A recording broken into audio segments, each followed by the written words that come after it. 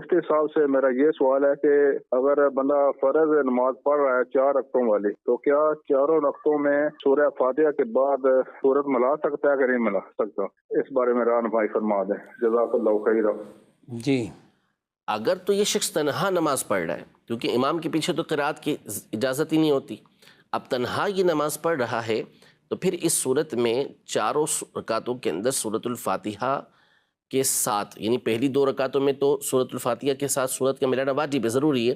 لیکن اگلی جو 2 رکعتیں ہیں، آخری جو 2 رکعتیں ہیں،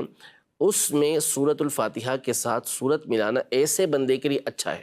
کیونکہ یہ تنہا نماز پڑھ رہا ہے تو یہ آگے سورت ملائے، اس میں کوئی حرج نہیں ہے۔ البتہ امام کے پیچھے تو تلاوت کی سرے سے اجازت ہی نہیں ہے، اور امام صاحب خود جماعت کروا رہے ہیں، تو اس صورت میں جو تیسری اور چوتھی رکعت ہے اس میں سورۃ الفاتحہ کے بعد سورت ملانے کی اجازت نہیں ہے، سورۃ الفاتحہ پڑھے گا اور رکوع کرے گا۔ اور اگر پیچھے جو نمازی ہیں ان کو بھاری گزرتا ہے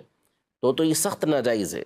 کہ امام جو ہے وہ سورۃ الفاتحہ کے ساتھ سورت کو ملائے، اس کی اجازت نہیں ہوگی تیسری اور چوتھی رکعت کے اندر۔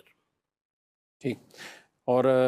انفرادی ہے تو پڑھتے رہنا چاہیے، پڑھتے رہنا چاہیے۔ اچھا، مجھ سے کسی نے ایک سوال پوچھا کہ ہمیں جو کئی ٹیوشن پر تھے تو وہاں انہوں نے ان کو بتا دیا کہ 4 رکعت کی جو فرض ہوتی ہیں اس میں بھی 2 کے بعد پوری اتحیات پڑھنی ہوتی اور یوں، تو وہ خود پریشان، مطلب اسٹوڈنٹ کے آج تک تو یہ نہیں سنا، لیکن آج یہ پتہ چلا کہ آج کے بعد پھر یوں عمل شروع کر دیں،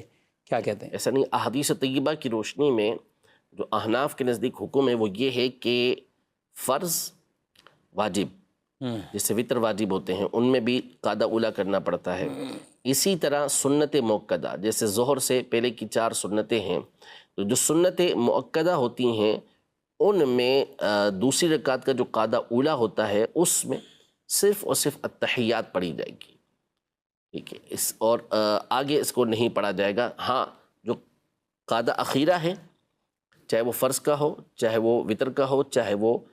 سنت مؤکدہ کا ہو، یا سنت غیر مؤکدہ ہیں یا نوافل ہیں، تو اس میں قاعدہ اولا اور قاعدہ اخیرہ کے ساتھ آپ جو ہے وہ قاعدہ اولا میں بھی قاعدہ اخیرہ میں بھی التحیات کے ساتھ آپ درود ابراہیمی اور دعا یہ پڑھیں گے، لیکن سنت مؤکدہ واجب اور فرض اس کے قاعدہ اولا میں التحیات سے آگے پڑھنے کی اجازت نہیں ہے۔